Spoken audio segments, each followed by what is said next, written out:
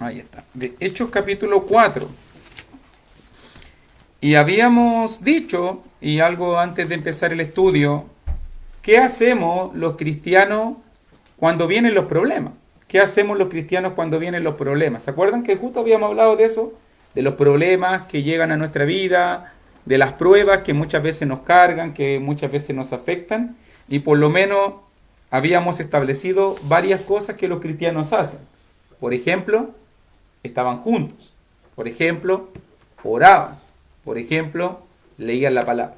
Es exactamente lo que en este momento estamos haciendo.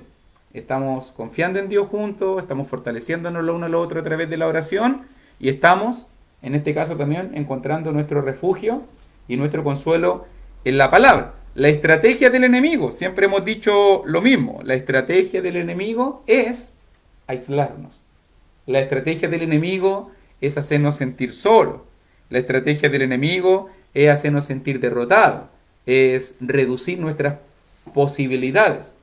La estrategia del enemigo siempre es que nos alejemos, que desconfiemos, que dudemos, que nos apartemos. Pero si tú te fijas muy bien, la iglesia primitiva combatió todas estas problemáticas con la actitud correcta. Incluso, si nosotros miramos la porción que nos corresponde hoy día, si miramos, note bien, el capítulo 3, nosotros lo habíamos dicho, comenzó con el contexto, una gran conversión. Esto molestó al enemigo, esto hizo que la gente ganara el favor de las personas, inmediatamente se resintieron ellos, capítulo 4, comenzó la persecución. Comenzó la persecución. Comenzaron los problemas. Note que los primeros problemas que nosotros vamos a estar observando, o que ya vimos por lo menos en las lecciones pasadas, tenían que ver con la oposición física, o sea, autoridades judías que estaban sublevando al pueblo, que en este caso estaban enviando a sus oficiales para perseguir a los predicadores de la iglesia del Señor. ¿Cierto? Lo azotaron, o no lo azotaron todavía, lo amenazaron, y está una escalada de violencia que habíamos dicho. Ahora, si usted se fija muy bien, hay otro problema que hay también en el capítulo 4. ¿Cuál es el problema que usted identifica en el capítulo 4 del versículo 32 al versículo 37? Otro problema que la iglesia primitiva enfrenta. No solamente enfrentamos problemas de oposición externa, sino también a veces podemos enfrentar problemas de, ¿qué es lo que usted nota? A ver si me ayuda. ¿Cuáles son los problemas que nota usted ahora que se van a combatir en Hechos capítulo 4, del versículo 32 al versículo 37? El primer problema era de agentes externos. Ahora el problema es, ¿lo está notando ahí? ¿Es interno? ¿Por qué usted cree que la gente llegó a vender sus propias casas? ¿Qué estaba pasando? ¿Mm? ¿Qué indica eso? No, que vendieran sus propias casas. ¿Qué significa eso? ¿Por qué los cristianos fueron capaces de llegar a vender sus propias casas o sus heredades o sus posesiones para ayudar a su otro hermano? Entonces, ¿cuál es el problema que se está combatiendo ahí? Necesidades internas. Fíjate bien, la problemática inmediata, una tras otra. Habían oposiciones externas donde habían autoridades judías que se estaban oponiendo a los cristianos. ¿Qué hace la iglesia? Se organiza unida. ¿Qué hace la iglesia? Se juntan, oran, se fortalecen en la palabra, piden valor, piden valentía, y terminamos nosotros la lección pasada con una iglesia unida, con una iglesia orando, con una iglesia poderosa que cuando ora, la tierra tiembla, ¿cierto? De esa manera terminamos nosotros. Pero note bien que el enemigo no se va a detener. Es algo que nosotros tenemos que entender en el libro de los Hechos. El enemigo no se va a detener. Puede hacer que sus agentes de persecución externa se hayan calmado un poquito, pero todavía habían otras problemáticas que resolver. Y vino ahora otro problema inherente a la persecución, obviamente. ¿Cuál era el problema? Las necesidades. ¿Por qué? Porque en ese momento, con una iglesia de más de 10.000, de 12.000 personas, de muchos que habían venido incluso hasta del día de Pentecostés, o muchos que habían viajado grandes distancias y estaban ahí, se generó un problema de logística. ¿Cómo poder atender, cómo poder recibir, cómo pueden comer 10.000 personas? ¿Cómo van a ver? Incluso esto va a traer problemas más adelante. En el capítulo 6, incluso las viudas van a ser descuidadas del mantenimiento diario y van a tener que elegirse 7 servidores para que la iglesia pueda superar ese problema. Pero miremoslo ahí que hay una problemática. Pero ¿cómo? Y nuevamente, note bien, siempre vamos a estar aprendiendo de la actitud. ¿Cómo la iglesia enfrenta las problemáticas de la vida, las problemáticas de las persecuciones externas? Las enfrentó orando, estando juntos. ¿Cómo la enfrentó? En este caso, apegado a la palabra. Ahora, mire, versículo 32. ¿Cómo enfrentó la iglesia esta segunda problemática? ¿Qué provocó que ellos predicaran la palabra? Dice, y la multitud de los que habían creído era de un corazón y un alma.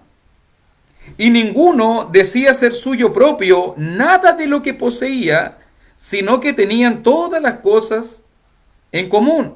Y con gran poder los apóstoles daban testimonio de la resurrección del Señor Jesús, y abundante gracia era sobre todos ellos. Así que no había entre ellos ningún necesitado, porque todos los que poseían heredades o casas las vendían y traían el precio de lo vendido y lo ponían a los pies de los apóstoles, y se repartía a cada uno según su necesidad. ¿Qué nota usted ahora en la iglesia? ¿Qué es lo que nota usted ahora? Unidad, muy bien, unidad. Nótelo bien. Y la multitud de los que habían creído, estábamos pensando en el mismo grupo de personas, los más de 5.000 varones, los más de 10.000 hermanos, eran de un corazón y un alma. Yo no sé por qué, porque lo pienso mucho, pero yo no sé por qué, que son los problemas, son las situaciones, cuando uno realmente se da cuenta con quiénes puede contar. Cuando realmente uno se da cuenta realmente quiénes son los leales, quiénes son los amigos, quiénes son los que están unidos en la fraternidad. ¿Son en los momentos buenos o son en los momentos malos? Son en los momentos malos, ¿cierto? Son en los momentos malos. Algunos dicen por ahí, el dicho coloquial es que en la cárcel, en el hospital, ¿cierto? En la escasez es donde realmente se ven los mejores amigos, porque cuando uno tiene plata, cuando uno está tranquilito, cuando uno no tiene problemas, todos son amigos, todos se apoyan, todos son bacanes. Pero cuando llega la necesidad, cuando llega la mala racha, cuando llega algún problema grave, ¿dónde están las personas? Entonces, si usted se fija, una característica que hizo que la iglesia primitiva fuera lo que fuera, es que ellos vivían en una profunda unidad. La multitud había creído, era de un solo corazón, y cuando habla de un solo corazón y un alma, habla de esa unidad que existía en la iglesia del Señor, esa comunión maravillosa. Incluso note que esta comunión, esta unidad que existía, esta familia, y eso es algo que tenemos que entender, que la iglesia es una familia. La iglesia es un lugar donde crear lazos. Como ellos pasaban tiempo juntos, como ellos se dedicaban a orar juntos, como ellos contaban sus problemas, lo que nosotros habíamos leído hace rato, o en la clase pasada de la historia, en este caso de cuando Pedro y Juan vuelven y regresan de la persecución, usted se va a dar cuenta que como vivían en una fraternidad constante, entonces estaban unidos. ¿Sabe cuál es el problema que pasa ahora? Si usted se fija, si yo no paso tiempo con los hermanos, yo no voy a saber cuáles son los problemas de los hermanos. Yo no voy a saber cuáles son las necesidades de los hermanos. Yo no voy a saber lo que le afecta a mis hermanos. ¿Cómo voy a poder vivir en unidad? ¿Cómo voy a poder ayudar y preocuparme, como dice el Señor, los unos por los otros, si no vivo vinculado y enlazado con las personas? ¿Cierto? Entonces, si usted se fija, eso de ser un corazón y un alma significa un interés sincero. Eso significa que estaban preocupados los unos de los otros. Eso significa que si hubiésemos estado en el siglo XXI, eso significa de que ellos hubiesen estado conectados en el WhatsApp, conectados en el Messenger, se hubieran estado preguntando, se hubieran hecho una llamada telefónica, se hubieran ido a visitar, o los distintos aspectos de lo que hoy en día podríamos llamar la fraternidad, ¿cierto? Invitaciones, salida a comer, desayuno, en nuestra cultura oncecita, o lo que sea. Eran de un corazón y un alma. O sea, cuando hablamos de un corazón y un alma, estamos hablando de que lo que le afecta a uno, le afecta al otro. Lo que le duele a uno, le duele a otro. Lo que le beneficia a uno, le beneficia al otro. Lo que le alegra a uno, le alegra al otro. Incluso era tal su desprendimiento, y tenemos que explicarlo bien, mis queridos hermanos, que en versículo 32 dice, y ninguno decía ser suyo propio nada de lo que poseía. Y algunas personas dicen, viste, mire, si esto es como el comunismo, es como el socialismo. No, porque en el socialismo y en el comunismo las cosas son del Estado y ellos se encargan de administrarlo. No, aquí no está hablando de que la comunidad perfecta era una comunidad comunista. No, lo que está diciendo aquí el pasaje, porque la pregunta que yo me hago cuando miro el versículo 32, si las cosas no eran de ellos, entonces ¿de quién eran? ¿De quién eran las cosas entonces? ¿Se te viene a la mente pensar de quién eran las cosas? Sí. ¿Ah? Muy bien, de Dios. Entonces mira la diferencia de entender que no vivían en una sociedad donde todas las cosas eran de todo. Ay, esto es mío, yo vengo y te tomo la tele porque es mía, y yo te tomo el par de zapatos porque es mío, y aquí nadie tiene propiedad privada. No, no está hablando de eso el pasaje. El pasaje lo que está hablando es de que en el sentido cristiano, ninguna de las cosas que nosotros tenemos son nuestras. Somos administradores. Entonces, por ello ellos fueron capaces de desprenderse de las cosas y poder ir en auxilio y en rescate de sus hermanos, porque ellos entendían. Ninguno decía ser suyo propio nada de lo que poseía. Fíjate que una de las palabras que más fácil aprende un niño, cuando un niño está chiquitito, y cuando un niño estamos recién empezando a educarlo, ¿cuál es la primera palabra que nosotros cometemos? El error, porque es un error en un sentido, el error de enseñarle. Mío, ¿o no? Este es mío. Y le enseñáis al niño que eso es suyo, y por eso después hay pelea, por eso después hay envidia, por eso después hay rivalidades, porque le enseñaste que esas cosas son de él.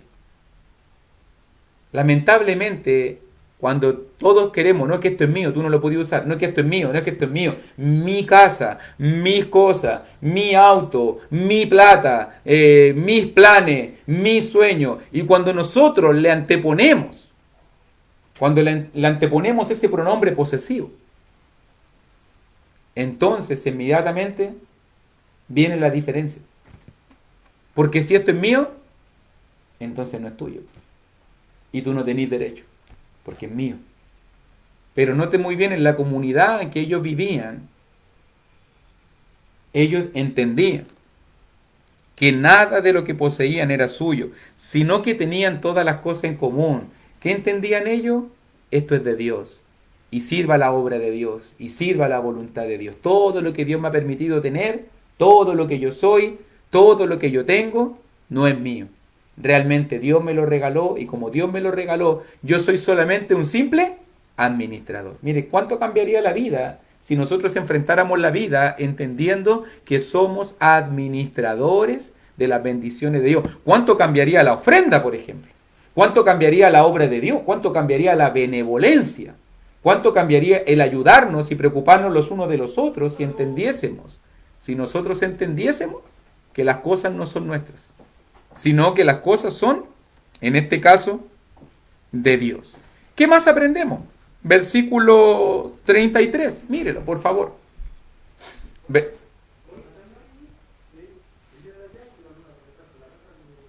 Versículo 33. Y con gran poder los apóstoles daban testimonio de la resurrección del Señor Jesús, y abundante gracia era sobre todos ellos. ¿Qué nota ahora en el versículo 33, mi hermano? Ya vemos el corazón. ya vemos la actitud. ¿Cuál es la actitud correcta para poder enfrentar los problemas? La actitud correcta para poder enfrentar los problemas es que debemos entender que somos administradores, debemos entender de que todo lo que tenemos es de Dios y que nosotros estamos administrando solamente lo que es de Dios. Ahora, en versículo 33, ¿qué más vemos? Esto provocó un efecto. Porque ellos, ¿se acuerdan cómo terminó la oración del versículo 31? Cuando hubieron orado, dice el versículo 31, los que estaban congregados, obviamente allí tembló el lugar y todos fueron llenos del Espíritu Santo y hablaban con denuedo, hablaban valerosamente, hablaban poderosamente la palabra de Dios. Y ahora, nuevamente la misma idea. La palabra sigue siendo. ¿Qué hace la iglesia en medio de los problemas? Sigue predicando la palabra. Oraron y pidieron que Dios los fortaleciera y Dios los llenó del Espíritu y salieron de ese lugar a predicar la palabra. Y ahora la iglesia, en medio de las necesidades, ¿qué es lo que hace la gente? Sigue predicando la palabra de Dios. ¿Se fija la actitud? Normalmente, mire lo que voy a decir. Normalmente, cuando nosotros enfrentamos problemas, ¿qué es lo que menos queremos hacer? Normalmente cuando nosotros enfrentamos necesidades, normalmente cuando nosotros pasamos situaciones que nos afectan, ¿queremos tomar la Biblia? ¿Queremos tomar la Biblia cuando pasamos problemas? ¿Queremos hablarle a otro del amor de Dios? ¿Queremos compartir la palabra de Dios con las personas? ¿Se fija la actitud que muchas veces tenemos nosotros? Es que estoy pasando problemas, es que entiéndeme, por eso mismo. Con mayor poder deberíamos estar hablando de la palabra, ya que la palabra es el único refugio que tenemos. ¿Qué es lo que tú le puedes entregar a las personas, sobre todo que están enfrentando problemas? Sobre todo, por ejemplo, en este momento que están pasando pandemia. ¿Cuánta gente hoy en día anda asustada? ¿Cuánta gente hoy en día anda problemada? ¿Cuánta gente hoy en día está debatiéndose entre la vida y la muerte en los hospitales? Familiares que están dolidos y dañados. ¿Qué le vamos a decir? Le vamos a decirle, chuta, que Dios le bendiga, disculpen, no, vamos a orar por usted. O podemos transmitirle una palabra de ánimo, podemos transmitirle un mensaje de aliento, podemos transmitirle un mensaje de consuelo. Por eso la palabra de Dios tiene que multiplicarse, ya que la palabra es el alimento espiritual que la gente necesita. Eso provocó, imagínate, el diablo mandaba un problema, el diablo mandaba otro problema y la iglesia no se detenía. La iglesia no se detenía de hacer la obra de Dios. Eso me gusta de la actitud de la iglesia.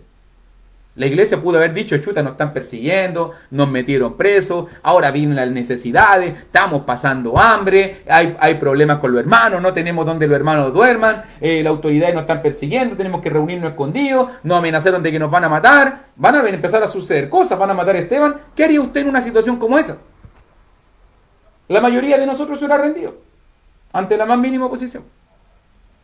¿Cuántos no se rinden hoy en día por una mala racha económica? Ah, Dios me dejó, me abandonó. ¿Por qué me pasan estas cosas? Y algunos me preguntan, hermano Luis, ¿y por qué le pasan cosas malas a los cristianos? Y la gente comienza a dudar. Mira la pregunta que hace. ¿Y por qué vienen problemas cuando somos cristianos? ¿Y por qué pasan situaciones malas cuando trato de hacer las cosas bien? No, ese no es el punto, hermano. El punto es que las cosas van a pasar porque vivimos en un mundo que está bajo el maligno.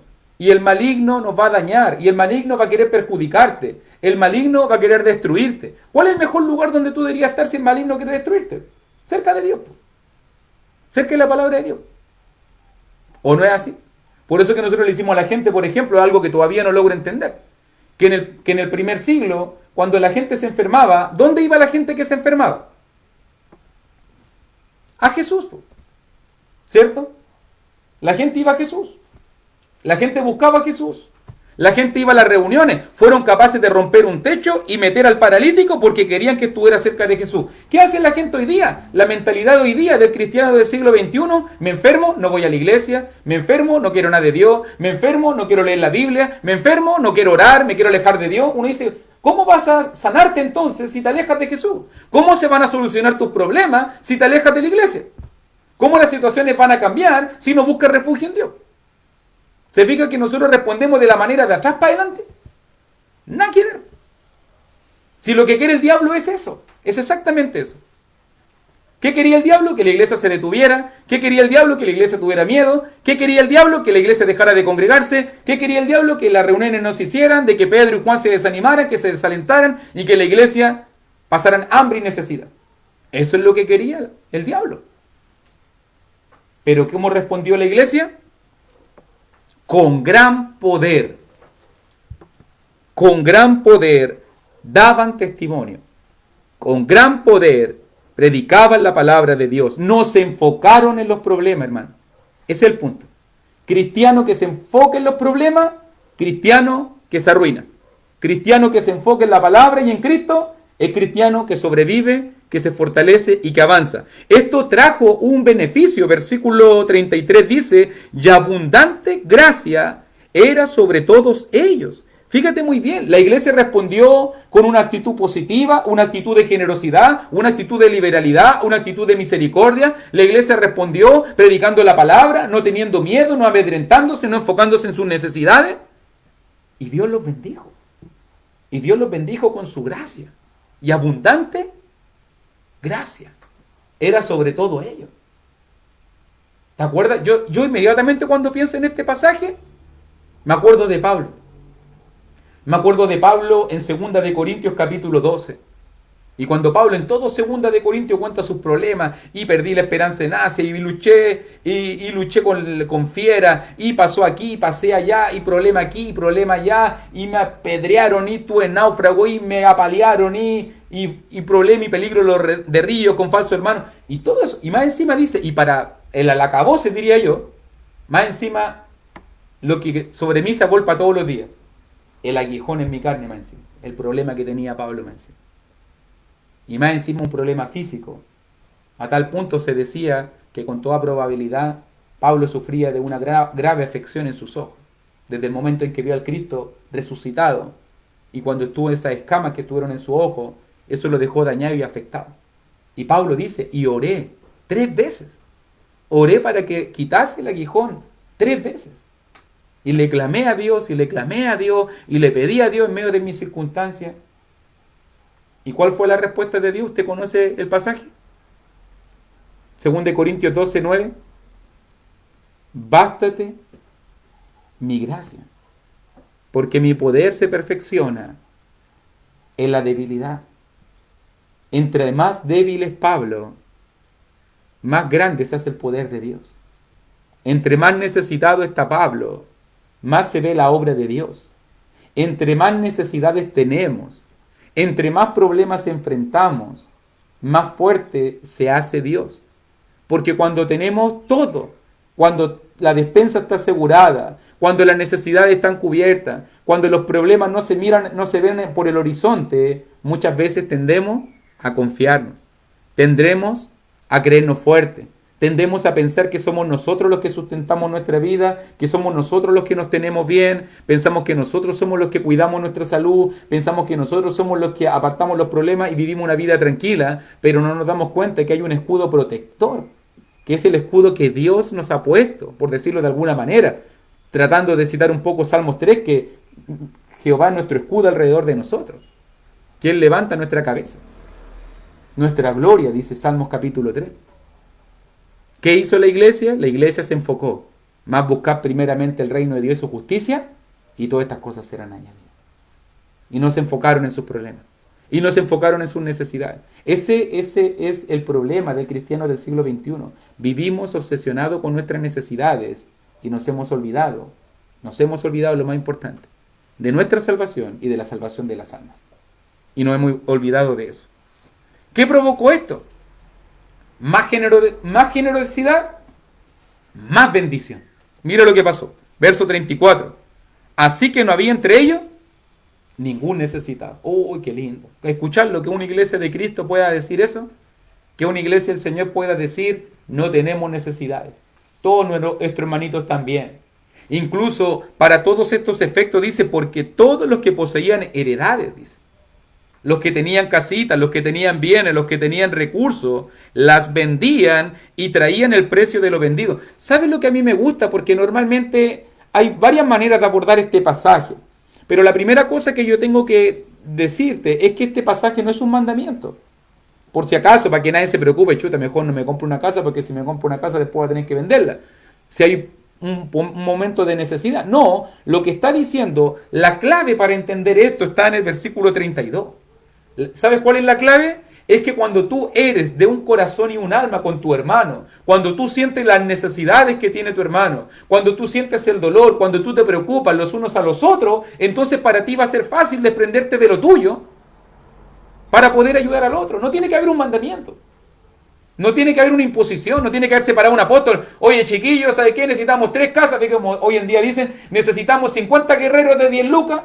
¿Ve que así lo hacen hoy en día? No, yo no me imagino a los apóstoles parándose en medio y diciendo, ¿sabes qué? Necesitamos tantos guerreros para hacer esto. No, esto fue algo voluntario. Esto fue algo de corazón, esto fue algo espontáneo. Ellos sintieron la necesidad de su hermano y dijeron, a ver, ¿qué puedo hacer? Oh, mira, yo tengo 3 casas, o yo tengo 3 propiedades, o yo tengo tantos bienes, y mi hermano no tiene. ¿Cómo voy a vivir tranquilo así? Voy a hacer algo al respecto. Y se desprendió.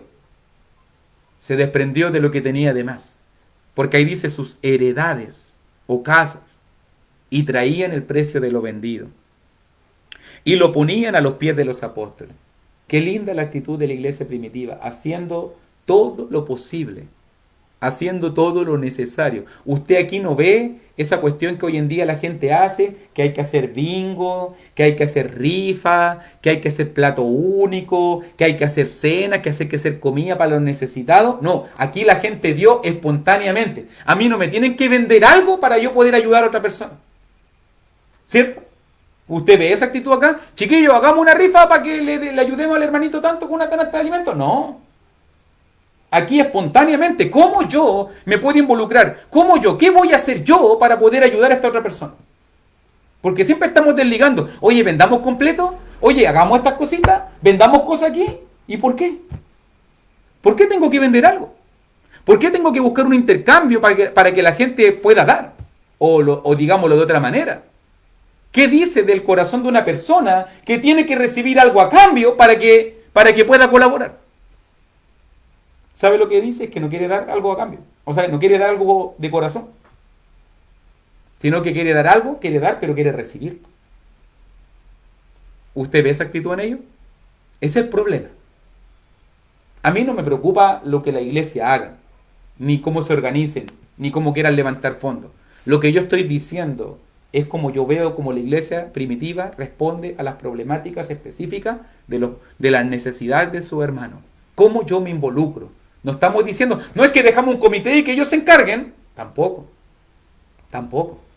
Ellos se involucraron.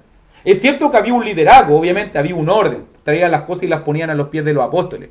Pero ellos se involucraron. ¿Cómo yo puedo colaborar a la necesidad de mi hermano? ¿Cómo yo puedo ayudar a la necesidad? Eso es lo que necesitamos hoy en día. Porque soy un corazón y un alma. Porque a mí me duele lo que le sucede a un hermano. ¿Cómo yo podría estar tranquilo y saber que hay un hermano, un ejemplo, que tenga, no sé, que no tenga luz, que no tenga agua, que no tenga gas, que su hijo esté pasando necesidad? Y yo me voy a dormir tranquilo, y yo tengo a mi hijo calentito, yo tengo a mi esposa calentita, la tengo cubierta, no le falta, por lo menos en sus necesidades físicas no le falta nada, y otro hermano le falta. Uno diría, chilo hermanito, ¿dónde está la igualdad? ¿Cierto? ¿Dónde está la unidad, el amor? ¿Cierto? Ese es el punto. Es el punto de la verdadera igualdad. La verdadera igualdad se da en que somos capaces de desprendernos para que al que no tiene, no le falte. No queremos quitarle al que tiene. Ve que hay algunos, no, que el rico, el que tiene mucho, no, que ellos tienen que dar porque tienen plata. No, tampoco es la actitud. No, ese no es el punto. El punto es cómo podemos colaborar todos nosotros para que los que no tienen puedan tener y no les falte. Para que suceda eso. Así que no había entre ellos ningún necesitado. Ve que la gente hoy en día responde a tantas problemas. Si estos son problemas que la iglesia primitiva enfrentó hace 2000 años atrás, como la iglesia del siglo XXI enfrenta hoy en día. ¿Cómo lo enfrentamos muchas veces? No, que los que tienen plata den. Yo no quiero dar nada, si total él tiene el manso sueldo, ya tiene el manso sueldo. Mira, ellos pueden dar. ¿Y qué tiene que ver eso? Todos pueden colaborar. De acuerdo a sus posibilidades, de acuerdo a su realidad. Pero ¿acaso tú no te duele saber que a un hermano le falta? No, es que mejor vendamos y vendamos hacia afuera y hagamos esto y levantemos fondos así. ¿Y acaso tú no quieres desgastarte? ¿No quieres desgastarte y ofrecer algo voluntariamente de corazón? Siempre a la gente le gusta el dicho al revés. Más bienaventurado es recibir que dar. ¿Ve que la gente dice así? Al final, aunque el dicho dice al revés, es más bienaventurado dar que recibir. Hechos 20:35. ¿Pero qué quiere la gente? Dame, dame, dame, dame. Llega a la iglesia, dame, dame, dame. ¿Queremos colaboración? Dame, dame, dame. ¿Estamos preocupados de que nos den? Y no estamos preocupados de dar. De dar. A lo mejor es cierto, yo lo entiendo, que hay momentos y malas rachas donde cada uno de nosotros va a necesitar un auxilio. A lo mejor yo necesito auxilio, a lo mejor usted en algún momento de su vida cristiana necesita auxilio, pero no vamos, pero hay gente, hay personas que vive en el suelo, ¿cierto? Que vive en el suelo. Y esa tampoco es la mentalidad, ¿cierto?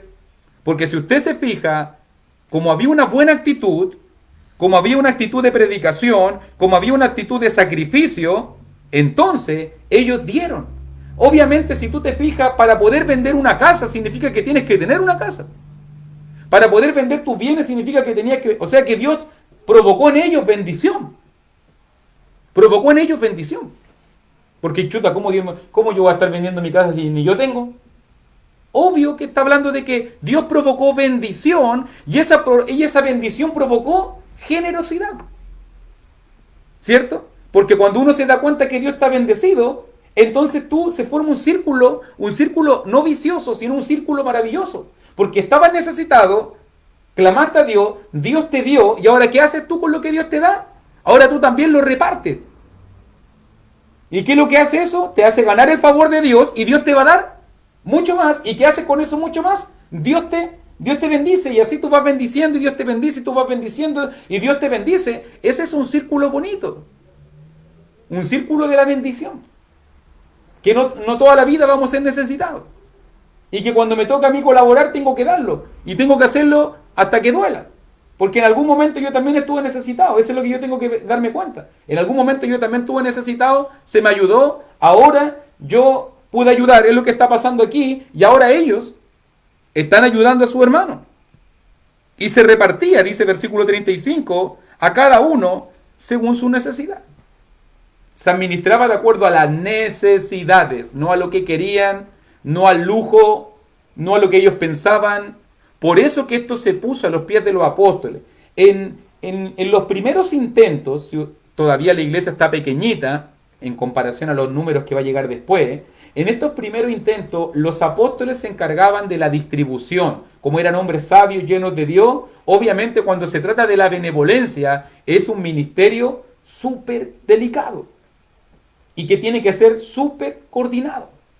Porque ya nos ha pasado que de repente por hacer mala benevolencia o por personas inescrupulosas, muchas veces la gente ya no quiere ayudar o la gente no quiere colaborar. Por eso es que tiene que haber un manejo, tiene que haber una administración de la benevolencia. Alguien tiene que estar supervisando lo que se hace y tiene que haber una coordinación entre los hermanos, porque una vez, por ejemplo, yo ponía este ejemplo siempre en lo irreal hasta que nos pasó y se hizo real. De que una persona tenía una necesidad de tanta plata. No vamos a mencionar ni la persona ni la plata, pero necesitaba tanta plata y se acercó al comité de benevolencia. ¡Pum! Queremos que nos ayude. ¿Qué hizo el comité de benevolencia? Como tiene buen corazón, como quiere ayudar, ahí está. Ayudó.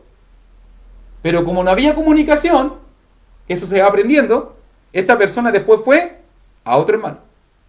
¿Me podría ayudar con esto? Y la persona tenía buen corazón. Chuta, le pasó. Ya, tiene el doble. Después fue otra persona. Y le dio. Tiene el triple. Y después le dijo otro hermano, y este hermano me llamó. Y me dijo, oye Luis, está pasando esto. Yo le dije, mira, yo entiendo que hay un comité, llama al comité. Porque si te está pidiendo es porque el comité no le dio. Y cuando llama al comité, queda la embarrada. No, si nosotros ayudamos, como siempre se ha hecho. Así que tuvimos que ir esa vez con el hermano, un día en la mañana. ¿Qué pasó aquí? ¿No la necesidad era esto? Claro, porque se aprovecharon de que no había comunicación. Y al final la persona recibió 3 veces. cuando eso se podía haber dado a 3 personas diferentes y se ayudaba a 3 personas diferentes. Pero por una persona inescrupulosa, eso mismo está pasando acá. Tiene que haber coordinación, tiene que haber dirección, tiene que haber alguien encargado de administrar y tiene que haber alguien encargado de informar para entender que en este caso las necesidades están cubiertas. No vaya a ser que yo le dé, no sé, un cajón de alimento a esta hermana, después otro hermano, este mismo cajón de alimento a esta hermana y la persona reciba 3 cajones de alimento y al final descuidemos a 2 familias que podríamos haber ayudado y una persona recibió 3. ¡Pum!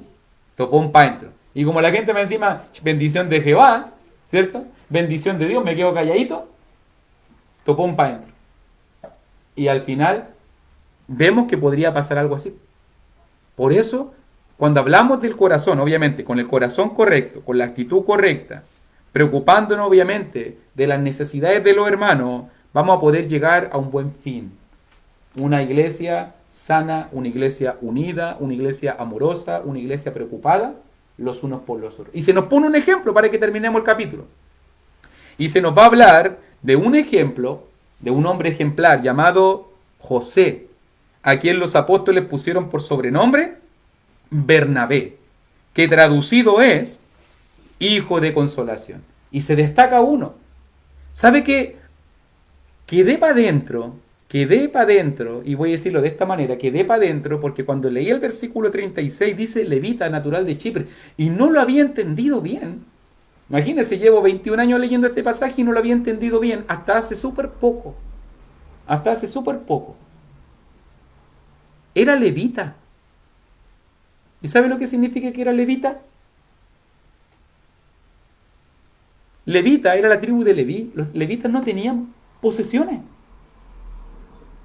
Los levitas no tenían heredad. Los levitas era la tribu sacerdotal que se preocupaban de servir a Dios. Y en este caso, las otras tribus tenían que ayudarlos.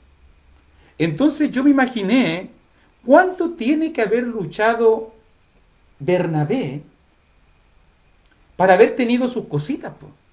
Porque naturalmente por la tribu que nació, a él no le correspondía tierra en la tierra prometida. Ellos tenían que estar con los siervos, con los levitas, eran servidores del pueblo. Tiene que haber sido súper fuerte por una persona que no tenía, llegar a tener, y después de llegar a tener, desprenderse de eso. Tiene que haber sido fuerte. O sea, por eso es que se destaca Bernabé. Yo decía, ¿por qué se destaca Bernabé en comparación de otro? Claro, porque él era un hombre que no tenía mucho. O no tenía, o en sus orígenes no tenía, ¿no? Por tribu, por ley sacerdotal no le correspondía. Él era un levita. Pero aún así, Bernabé es un ejemplo para nosotros, porque todo lo que él tal vez alcanzó a aspirar, lo que alcanzó a conseguir, todo lo ofreció y lo puso a la obra de Dios. Así de agradecido era Bernabé. Así de agradecido. O sea, alguien que empezó sin nada, que lo consiguió todo, pero cuando le llegó la hora de dar, él también fue capaz de desprenderse de todo. Fue capaz de desprenderse. Porque ya creemos que a estos tiempos, cuando sucede esto, Bernabé ya tenía una mejor posición. Porque incluso era un levita, pero que vivía natural de Chipre, dice. O sea que lo más probable es que su familia tiene que haber vivido en esa isla. Lo más probable. Pero naturalmente la tierra de Israel, él no tenía ninguna posesión, pero aún así él vivía en Jerusalén y fue capaz de desprenderse de sus posesiones, y como tenía una heredad, mira, como tenía una heredad, un levita con una heredad, ¡wow! ¿Cuánto tiene que haber luchado para conseguirlo? La vendió. Y trajo el precio y lo puso a los pies de los apóstoles. Un hombre humilde, vendió lo que tenía y obviamente como los apóstoles eran los líderes, entregó a los líderes. Vean ustedes, mi hermano, cómo se administra esto bien. Yo lo entrego a la obra. Yo lo entrego para que sirvan a los hermanos. ¿Te das cuenta el corazón de Bernabé, cierto? Un hijo de consolación. Siempre vamos a ver a Bernabé, lo vamos a estudiar por todo el libro de los Hechos. Por lo menos Bernabé se menciona casi 25 veces en el libro de los Hechos. Y las 25 veces siempre vemos a Bernabé preocupado de otros. Siempre. Siempre Bernabé. Está pensando en el bien material de otro, está pensando en el bien espiritual de otro, está pensando en el bien emocional de otro. Bernabé siempre está preocupado de las otras personas. Me gusta cómo es Bernabé. No es un gran predicador, no es un hombre poderoso, no es un hombre que se destaca por hacer milagros, no es un hombre que anda tirando kamehameha, no es un hombre que anda tirando poderes, que sopla a la gente y la tira en el suelo no, Bernabé calladito, pero él hace la obra, ayuda, colabora, se desprende, apoya. Cuando veo que Pablito estaba solo un día, él fue el que tomó a Pablo y lo consoló y lo llevó a los apóstoles. Cuando se necesitaban siervos en la iglesia de Antioquía, ahí estuvo Bernabé. Cuando se tuvo que hacer un viaje misionero, ahí estuvo Bernabé. Siempre Bernabé estuvo preocupado, en este caso,